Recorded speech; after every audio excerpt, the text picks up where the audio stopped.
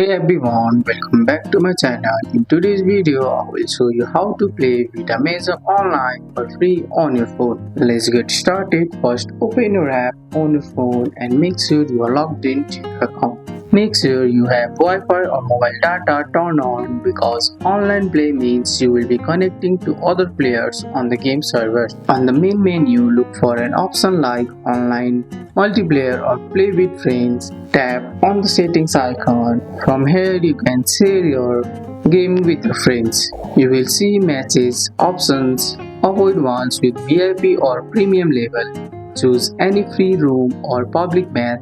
If needed, watch a short ad to join. This keeps it free. Once the match starts, the goal is the same: clear the board by matching two identical free tires. In online mode, you may be racing against another player, so speed and accuracy matter. Winning online matches can earn you coins, points, or start, all without paying. Use these to unlock more free content later. And that's it. Now you know how to play Vita Mahjong app online for free on your phone. That's all for today's video, guys. I hope you guys like this video.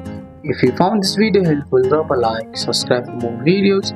Thanks for watching. See you in the next one.